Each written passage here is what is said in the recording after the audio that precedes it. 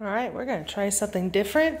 I have 1, 2, 3, 4, 5, and then it's a little bit of a spare leftover of my styrofoam.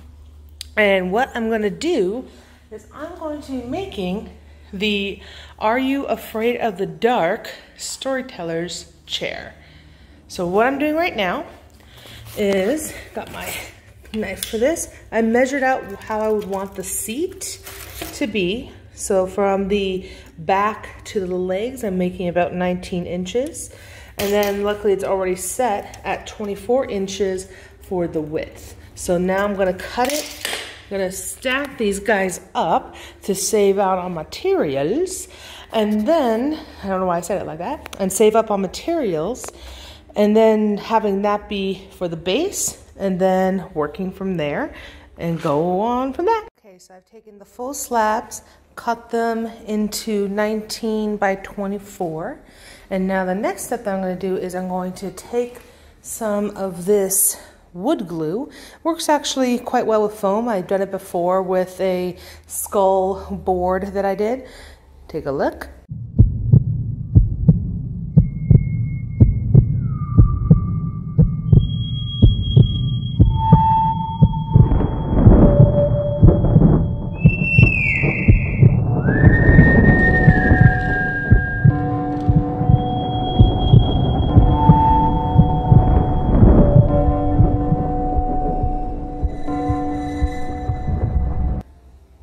So it kind of gets the job done. So I'm going to be doing that between each layer, doing them 2 at a time, and then take those 2, bound them, and just bound them together until we have a nice sitting area. So this is how much glue I put on. I'm putting quite a bit because there's, you know, when it comes to the texture of these guys, it's very bumpy, a lot of areas in which you want to get into the crevices. So then I'm just gonna put this guy on top of it and then put it over there. Eventually I'll be putting weights on them. Hopefully not enough to dent it, but at least to make sure to really press that glue in. All right, so I glued these guys 4 at a time. So 1 stack there, 1 stack there. Put a plywood on top and some weight, and then wait for this to dry. Then I'll put that on top of that, do the same thing, and then reinforce it maybe with some rebar just to drive right in, and there we go. Okay, it's the next day. I'm taking the weights off, and I'm glad to say that they're all staying well together, nice and adhered. So next we're gonna take that slab and add it to that slab. All right, now what I'm doing is I'm working on one of the armrests. So I'm just basically copy and pasting the same method, but every so often, just to give it a little variety, I might break up in a few pieces, and that will be to helping make it look like it's a lot of stones put together. So I'm gonna glue that side and then make the other side. Okay, so I'm very happy with the armrest, and now I am making the second one. And to help me cut it, I am using this little electro tool. It heats up with electricity, so you just need to turn it on, wait for a few seconds, and then it'll cut through this almost like butter. There are different heads that you can use. So I really like using this head. That's the one that I used here to get it a bit more of a rounded, so it's not sharp edges, and then later on try to make it look like just different slabs of stone together. So cutting this up, cutting that up, making this new stand, glue it together, decorate it as I did this, put it to the other side, and then we'll work on the back. And this can get messy, so be sure to have some trash bags available, a broom, because it was very dirty earlier. So very quickly, I have this guy turned on. So just to give you an example of how easy this cuts, see, it's like that. Now you don't want this does release a lot of chemicals. That's why I have a fan blowing right in my face to blow it out of the way. And also having a mask that I would like to be able to wear when doing this. That way you don't breathe in the toxic fumes. And there you go.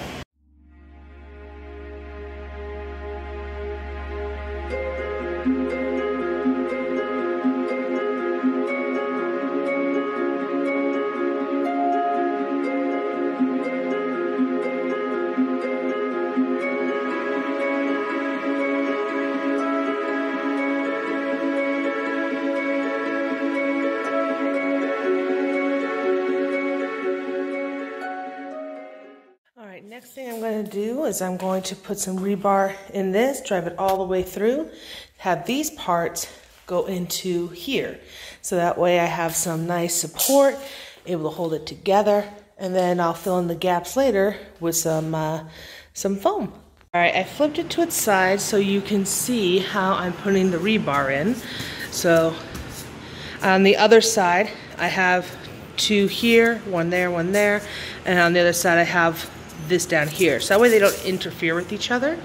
Used a cloth to help hammer it down, and now I'm going to seal the holes. To make it a little easier, what I'm using is this Gorilla heavy duty construction adhesive, which is primarily what I also ended up using to glue all this together. So I'm going to just put that in there. It's hard to do this with one hand.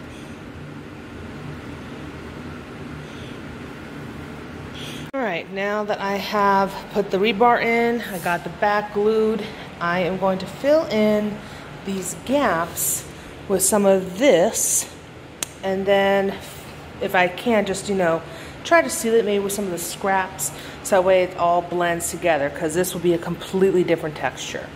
And here we go. Alright, the chair has been cut and molded into the way that I like it. Next is to do some plaster. We're taking a different approach. I did the plaster, but you know what? Even when I am going to put a lot on it, over time it will crack. Like this is just a thin layer, but if I push really down it, you can see that cracking. Over time, that's going to be an issue. So the next step was going to be the mortar mix. I'm just going to go straight into that. And to help it mesh with this plaster, I also got this to go with it. So I'm just going to do like a capful every so often. And my friend Jim Ojala, he's done quite a few projects, from things from like Angel to Buffy the Vampire, Terminator, and a lot of his own other projects. And he's even done a Predator suit for me. He gave me some advice, and what he said was to do a mesh with some of this burlap, kind of like what you would do when making a cast with plaster, but instead of plaster, do it with the mortar. So that's what we're going to do. We're going to basically make a huge mortar cast around the whole thing. This will help it. Yes, it will be heavy, but it'll be a lot less heavy than if I was just to spatula the mortar mix all over, because then you would have to have it be about this thick to be able to last a long time. This, however, if a piece cracks, because the burlap holds it together, you can just do a patching. So that's what we're going to do right now. All right, so I took one of the rolls and just cut them up into different strips. So this way, when I am putting in the mortar, I dip it in there, take off the excess, and then from there place individually, crosshatch perhaps, some here, some horizontal, some vertical, throughout the whole entire piece, and go from there.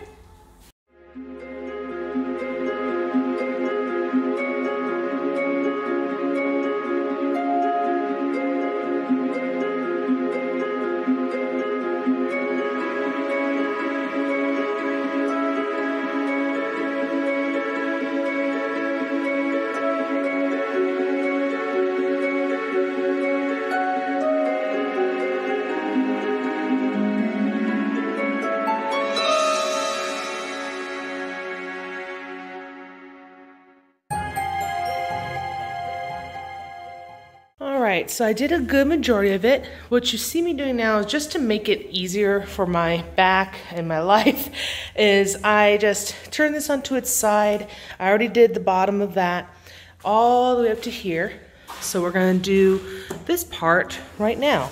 Just sat on it. It's feeling really good, very strong. And then after I'm done with that top, ideally I'll be doing this and then the top and the back. And we'll go from there. So here's something you're probably seeing me do, but I didn't really explain. So I'm wetting this area with the spray bottle because the mortar won't really adhere or stick to this unless it's wet. So that's what I'm doing, just going over it. And that's where I'll be doing the stuff.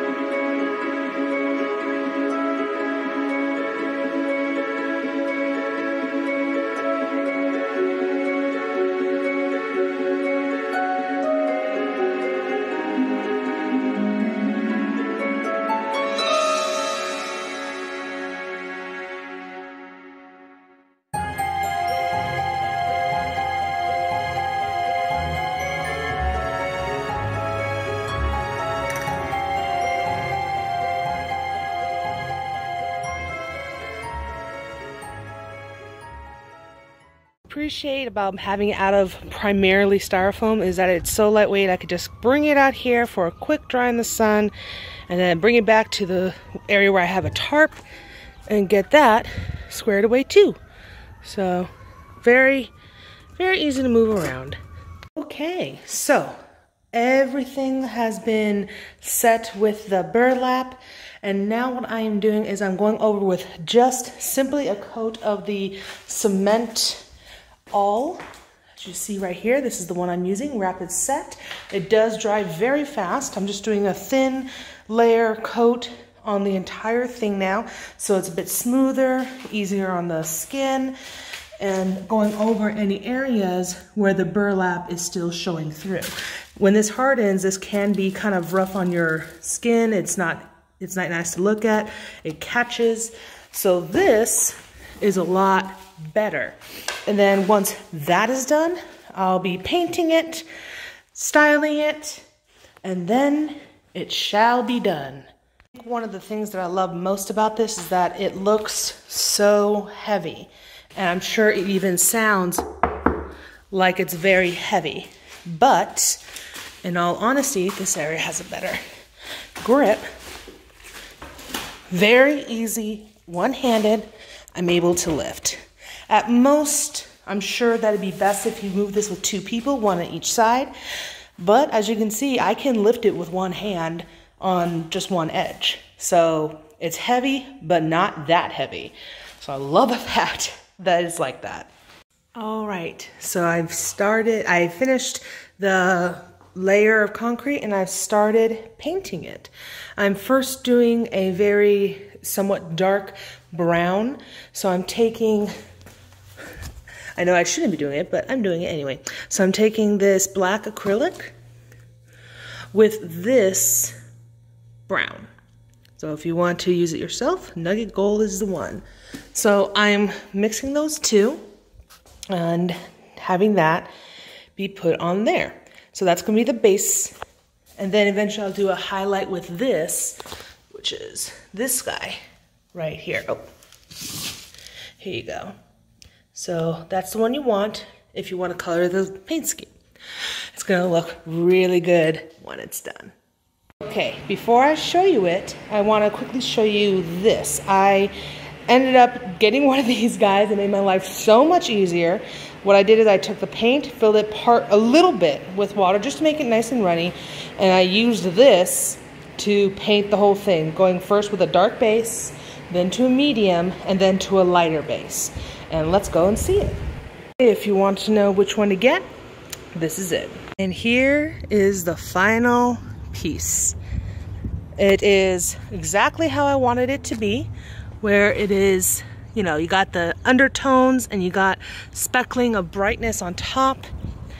And I am very pleased with how it turned out. I had realized something when I brought this out here, and I got it caught on the door and it chipped on the paint very easily. So what I did, and it's still kind of wet, is I did a sealant coat on the whole entire thing.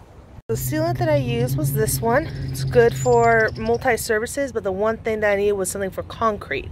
And this guy does it, and it works well with this gun. So, hooray. So they said to do 2 coats. I did 1 coat, and then I went over this guy without actually using the thing. So here, watch. Turn it on.